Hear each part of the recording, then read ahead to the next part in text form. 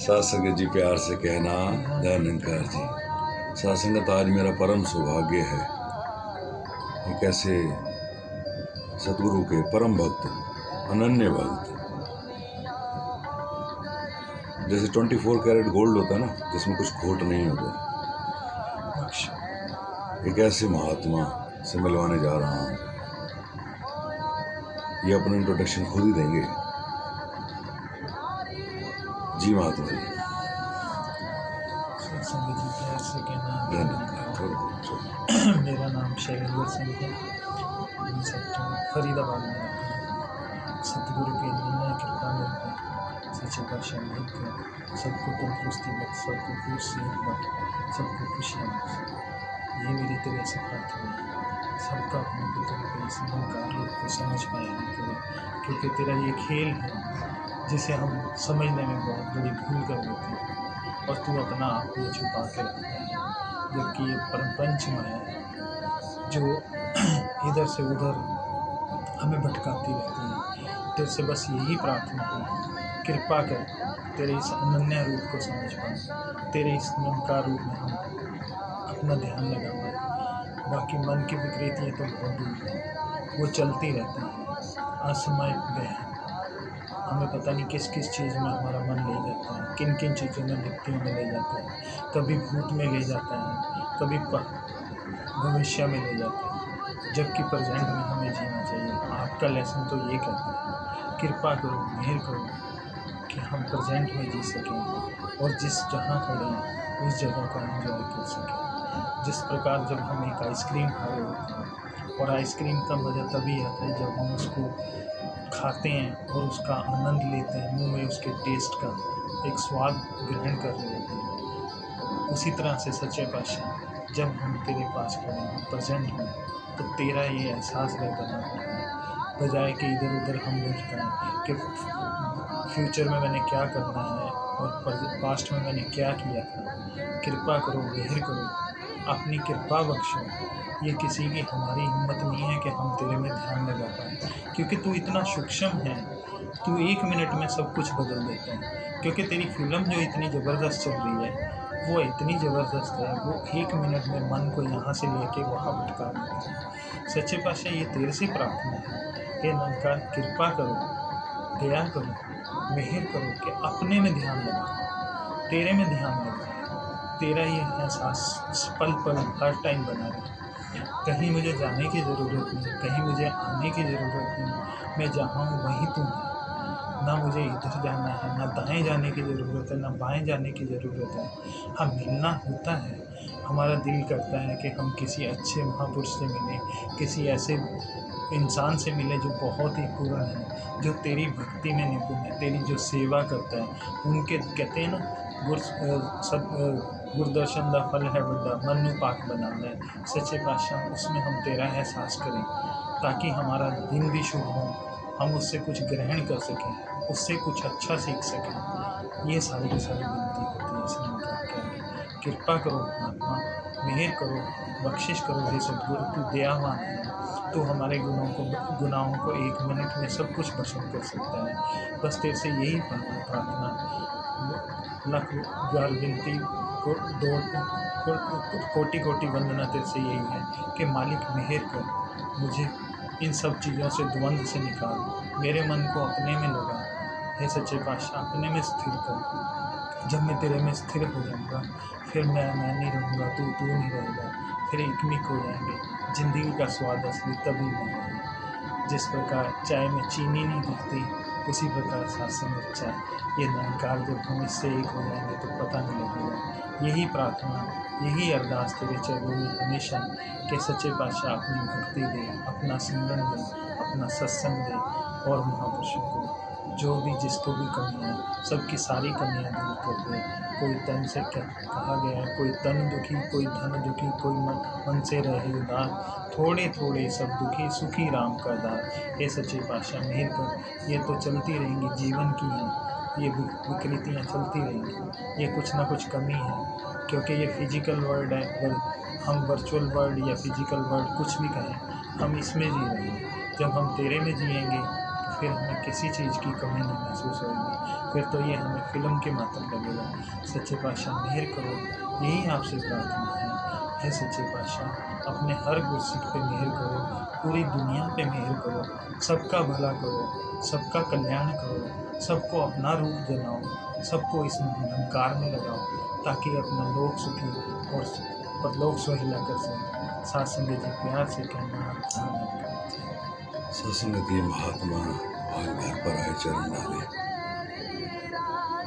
बहुत कुछ सिखा जाते हैं महात्मा। महात्मा ने बोला कि अगर हम जामुन के पेड़ के नीचे खड़े हैं तो हम खरीदने क्यों जाएंगे? वहाँ से खरीदेंगे तो वो कुछ थोड़े से खरीदेंगे, 1 पाव, आधा किलो, 1 किलो। और यहाँ पर इतने जामुन लगे हैं जिस पेड़ के नीचे हम बैठे हैं कि हम थक जाएंगे, हम अक जाएंगे खाते खाते, लेकिन उस जामुन में कमी नहीं आएगी। ऐसे पेड़ के नीचे बैठे हैं। तो महात्मा जैसे कहते हैं ना कि होएगा दयाल ते देगा बुलाए के, आज तो मेरे साथ ये हुआ कि होएगा दयाल ते देगा खुद आए के। जैसे ये महात्मा सदगुरु का रूप धार के आ गए हो मेरे पास मुझे समझाने के लिए, बेटे तू प्रदीप कुमार, तू कहीं भटक मत, तू कहीं दाएं बाएं भी मत हो जाना। तू जामुन के पेड़ के नीचे बैठा है, जितने जामुन तोड़ सके उतने तोड़, जितने खा सके उतने खा। कहीं बाहर जाने की जरूरत नहीं, कहीं बाहर जाने की जरूरत नहीं। अपने अंदर झांकना है, अपने अंतर मन में झांकना है। तो ये महात्मा एक बार फिर एहसास दिला दिया इन्होंने। कहीं हो सकता है मेरे मन में कहीं सूक्ष्म स्वभाव आ गया हो, कहीं दाएं बाएं होना चाह रहा हो मन, लेकिन ये महात्मा होते हैं, चेतन होते हैं। और सदगुरु स्वयं इनके घटों में बैठ कर आता है और मुझे समझा दिया इस आज महात्मा ने कि तू प्रदीप कुमार जामुन के पेड़ के नीचे बैठा है, मन में ख्याल भी नहीं आना चाहिए इधर दाएं बाएं जाने का, इधर उधर जाने का। शुक्र है ऐसे महात्मा को इसने मेरे घर भेज दिया। और ये महात्मा स्वयं नाश्ता लेकर आए मेरे लिए। होएगा दयाल ते देगा बुलाए के, होएगा दयाल ते देगा खुद आए के। बादशाह तेरी लाख लाख शुक्र है, तेरी कृपा है, तेरी कृपा है, तेरी कृपा है। सुना था कि अर्शों से थालियां उतर के आती है, सज के आती हैं, आज देख भी लिया। दही भी लेकर आए महात्मा, चटनी भी लेकर आए महात्मा, पनीर की सब्जी भी लेकर आए, आलू के पराठे भी लेकर, गोभी के पराठे भी लेकर आए, चाय भी बना के लाए साथ में। सुना था अर्शों से थालियां उतर के आती हैं, आज इस मालिक ने, निरंकार ने मुझे खिला दिया अपना भोग, अपना भोजन। जो ये स्वयं खाता है वो मुझे इसने खिला दिया। शुक्रिया है इसका, शुक्रिया है, शुक्रिया। तू ही निरंकार मैं तेरी शरण हाँ मैनू बख्श, तू ही निरंकार मैं तेरी शरण हाँ मैनू बख्श, तू ही निरंकार मैं तेरी शरण हाँ मैनू बख्श। हे निरंकार सच्चा पातशाह, आप कृपा करो, आप ऐसी दया करो मुझसे और मेरे इस दोस्त से, मेरे भाई से, इस जन्म में या पिछले किसी अनंत जन्मों में अगर किसी का दिल दुख गया हो तो हम दोनों भाई उससे माफ़ी मांगते हैं। अगर किसी ने हमारा दिल दुखाया हो इस जन्म में या पिछले किसी अनंत जन्म में, तो आज आपको साक्षी मानते हुए हम दोनों भाई उन सब को अपने हृदय की गहराइयों से क्षमा करते हैं। और इसके विटनेस निरंकार आप हैं। ये सदगुरु आप उसके विटनेस हैं। हम पूरे ब्रह्मांड से माफ़ी मांग रहे हैं और पूरे ब्रह्मांड में जितनी भी जिसका भी हमने दिल दुखाया है आज तक, उन सबको हृदय से क्षमा कर रहे हैं, हृदय से क्षमा कर रहे हैं। हमारी माफ़ी को स्वीकार करो, हमारी माफ़ी को स्वीकार करो। और जो शास्त्री जी एक अरदास दोहराया करते थे वही आज दोहराते हैं। हे सदगुरु माता जी, हम आपके बच्चे हैं, नादान हैं, अनजान हैं, जाने अनजाने बहुत सी गलतियां कर रहे हैं। ऐसी गलतियाँ आप दयावान हैं, आप दयावान कृपावान हैं, कृपावान बख्शनहार हैं, बख्शनहार करुणा निधान, करुणा निधान दया के सागर हैं। दया सबके साथ हमारी गलतियों को हमारी गलती ना चितारते हुए ना चिता हमें बख्श दो, हमें बख्श हमें बख्श दो, हमें बख्श हमें बख्श दो। हमें बख्श सर्वे भवन्तु सुखिनः, सर्वे सन्तु निरामयाः, सर्वे भद्राणि पश्यन्तु मा कश्चित् दुःखभाग् भवेत्। सबका भला करो भगवान, सबका सब विधि हो कल्याण। सद्गुरु माता सुदीक्षा सुरिंदर हरदेव जी महाराज की निरंकारी राजमाता गुरु वचन अवतार की जय। अब थोड़ा सा माहौल को चेंज करते हैं, मूड को थोड़ा सा इस निरंकार से थोड़ा सा हिलाते हैं अपने आप को। और आप बताओ महात्मा, वो जो बात बता रहे थे आप कमल जी वाली, वो गजरोला के महापुरुष हैं, प्रमुख अच्छा। हैं वहाँ पे जी गुलाब जी।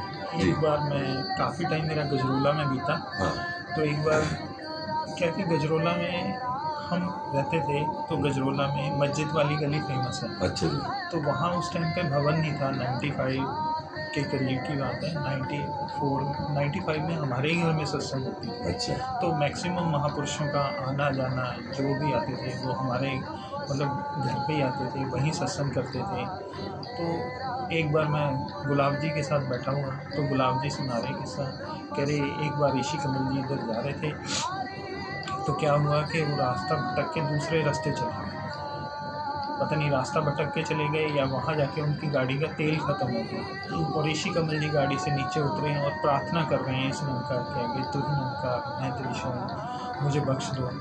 तो इतनी थोड़ी देर बाद एक ट्रक आया, ट्रक वाला रास्ता भूल के उस रास्ते पे आ गया और आके कहता ये रास्ता किधर जाएगा, तो और आप यहाँ क्यों रुके हैं। उन्होंने बताया कि मेरा तेल ख़त्म हो गया, गाड़ी का तेल ख़त्म हो गया, तो हमें तेल की ज़रूरत है।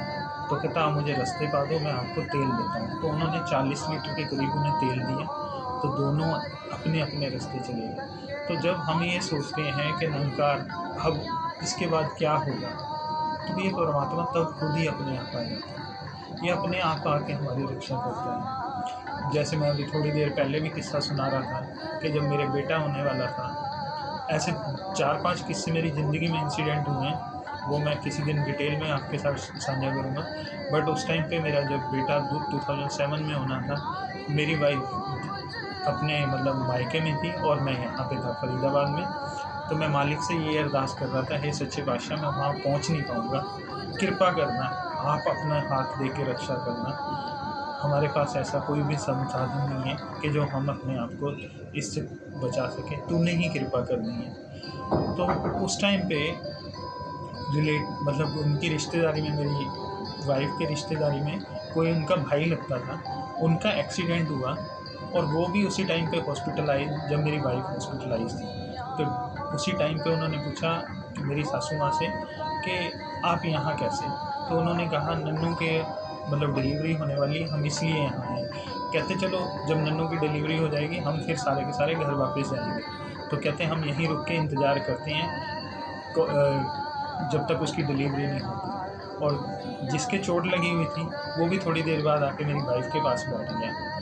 तो वो बैठ गया तो उसका देखा, उसके कुछ नहीं खरोंचे वगैरह आई हुई थी, तो वो भी बैठा मेरी वाइफ को समझा रहा था कि नन्नू घबराना नहीं है, सब कुछ ये परमात्मा ठीक करेगा, ऐसे होगा वैसे होगा। तो कहने का भाव ये है कि जब हम इस निरंकार के ऊपर छोड़ते हैं, ये अपने आप ही प्रकट हो जाता है, पता नहीं कहाँ से अपनी सहायता देने के लिए। सिर्फ इसमें हमें विश्वास होना चाहिए, भरोसा होना चाहिए। कई बार हम डगमगा जाते हैं, मैं भी आज जैसे डगमगाया, पर मुझे अपना एहसास इसने रखा नहीं कि तू जहाँ भी होगा तू हेल्प करेगा मेरी, किसी भी रूप में आके करेगा। कैसे आएगा मुझे भी नहीं पता, कैसे देगा मुझे भी नहीं पता, कहाँ से देगा मुझे भी नहीं पता, बस तू देगा। कैसे देगा ये कोई नहीं जानता, कोई इसे ज्ञाता भी नहीं बता सकता कि ये कहाँ से आएगा, किस रूप में आएगा, कैसे सहायता करेगा, कैसे उठाएगा, बस ये कर देगा। इतना सा भरोसा हमें इस पर होना चाहिए कि जब हम इससे जुड़ेंगे, जब इसके साथ प्रार्थना करेंगे, ये हमारे मन की है। कल मैं अपने दोस्त के साथ डिस्कस कर रहा था, मैं क्या मैं अंदर से घबरा रहा हूँ, मुझे डर, एक भय लग रहा है फ्यूचर का। तो उसने कहा कुछ मत कर, सब कुछ छोड़ दे, कहते हैं ये मन के विचार हैं, मन में विकृतियाँ चलती रहती हैं, क्योंकि मन जो है, अभी थोड़े दिन पहले एक महात्मा की मैं विचार सुन रहा था, उन्होंने भी कहा, कहता मन को जब हम लगाम नहीं कसते तो मन इधर उधर भागता है, ये अपने अलग अलग घोड़ों पे भागता है। तो जब मन को बुद्धि के द्वारा कंट्रोल किया जाता है, उस निरंकार में स्थित किया जाता है, तो ये सारी की सारी चीज़ें अपनी इंद्रियों को समेटता है, सब कुछ ये इंद्रियां हैं समेट के एक जगह आ जाती हैं, फिर हम इस मालिक के अंदर जुड़ जाते हैं। और जब इस मालिक में जुड़ते हैं तब हमें अनन्य सुख मिलते हैं। बहुत कुछ ही ऐसी चीज़ें मिलती हैं जो हमें पता नहीं होती, कहाँ से क्या मिलेगा, कैसे मिलेगा, कौन देगा आके, क्या देगा, किस टाइम पे। अगर हम कभी आपने अपनी लाइफ में भी एक्सपीरियंस किया हो, कभी हम सोचते हैं कि आज चाय मिल जाए, आज नींबू पानी मिल जाए, तो हम जैसे जाते हैं सामने वाला वही हमारे सामने लेके खड़ा होता है। कि जब भी हम कहते हैं ना, बिन बोले सब कुछ ही जानता, इसके आगे प्रार्थना करने की ज़रूरत है, इसके अंदर ध्यान लगाने की ज़रूरत है। कहा भी गया है गुरबाणी में, बिन बोले सब कुछ जानता है, इस आगे करो अरदास, इसके आगे अरदास ही बनती है। सच्चे पातशाह मेहर कर, तू अनन्य है, अनंत है, तेरी कृपा का अनंत नहीं। कोई तुम्हें देने वाला हो इंसानी रूप में, उसकी एक लिमिट होगी, एक राजा की लिमिट होगी, पर इस परमात्मा, इस निरंकार की कोई लिमिट नहीं है। सतगुरु का ऊपर हमें भरोसा होना चाहिए, इस निरंकार के ऊपर एतबार होना चाहिए कि कुछ ना कुछ करेगा, ये सब कुछ कर सकता है। कहा गया है, कहते जब बुल्ले शाह अपने मुर्शद के पास गए थे, तो उन्होंने मुर्शद से जाके बोला परमात्मा अनंत है, तो कहते ऊपर से फल नीचे टूट के गिरे। जब उनके गुरु मुर्शद ने बोला कि परमात्मा अनंत है, असीम है, तो वो फल वापस जाके पेड़ पे लग गए।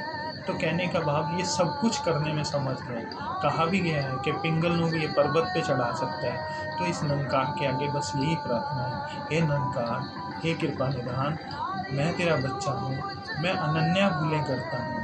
किसी को मैं मन से, किसी के मन में मेरे प्रति द्वेष आता है, किसी को मैं आँख से गंदा देखता हूँ, किसी को मैं नापसंद करता हूँ, किसी XYZ रीजन से, किसी की मेरे को शक्ल पसंद नहीं आती, किसी के मुझे विचार पसंद नहीं आते, किसी के मुझे कपड़े पसंद नहीं आते, किसी का मुझे बोलचाल पसंद नहीं आता। जबकि हम देखें तो इस चीज़ को बड़ी गहराई में जब सूक्ष्मता से जानेंगे, तो ये तो उसकी प्रवृत्ति है जो उसके साथ जुड़ी हुई है।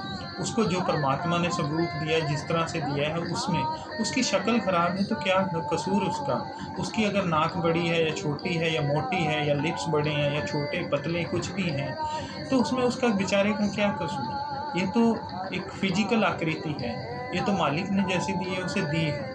हमें तो ये देखना चाहिए कि इसके अंदर जो रूह विद्वान है, जैसे अष्टावक्र का भी जिक्र आता है, तो अष्टावक्र ने भी कहा था कि इन चमारों को बाहर कर दो।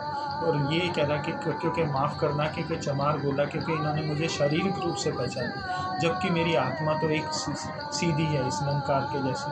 तो इसी तरह से हम जब देखें, हम इन सब चीज़ों को कहें कि सच्ची पातशाह मेहर करो, हे इतनी निधान, एक कृपा निधान, हम पे इतनी दया करो, हम लोगों के अवगुण जो भी देखें सिर्फ तेरे से प्रार्थना करें, दुनिया में सबका सुख मांग सकें, सबके लिए खुशियों की कामना कर सकें, सबके लिए प्रार्थना कर सकें तेरे लिए, कि जिसको भी किसी को दुख है मालिक उसके दुख हर, हे विघ्नहर्ता, तो सब कुछ करने में समर्थ है।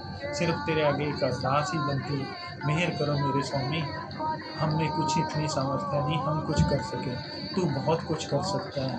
हम किसी एक को खाना खिला दे तो हमें घमंड आ जाता है मैंने उसे खाना खिलाया, जबकि तू तो अनन्या जीवों को सबका पेट भरने में सक्षम है। तू क्या नहीं कर सकता, तू सब कुछ कर सकता है। बस तेरे आगे यही प्रार्थना है, दया कर मेरे मालिक, मेरे गुनाह बख्श दे, मुझे चढ़ती कला में रख, हमेशा सुखी रख, सबका भला कर सकूं।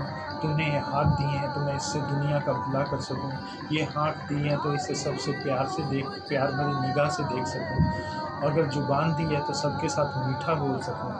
यही तूने कदम दिए हैं तो ये किसी की सेवा के लिए तो उठें, किसी की हेल्प के लिए तो हाथ भी उठें, पर किसी के लिए किसी का नुकसान करने के लिए ना जुबान बोले गलत, ना आँख बोले, ना आँख से गंदा देखें, ना हाथ से किसी का बुरा करें, किसी तरह से ना करें। जब मालिक हमेशा किसी गिरता हुआ हो कोई हो तो उसे उठाने में तो हम सक्षम हो, पर किसी को टांग अड़ा के गिराने में ना करना। यही तरह से प्रार्थना हमेशा करता हूँ कि सच्चे पातशाह मेहर करना, तू बहुत बख्शिंदा दयावान है। बस लाख लाख बारी विनती, सौ हजारों बार अरदास है जैसे सच्चे पातशाह मेहर करो। उनका तो निरंकार मैं तो विषय मैं बख्शो सतगुरु बख्शो। निरंकार थैंक यू महात्मा, आपका लाख लाख शुक्रिया।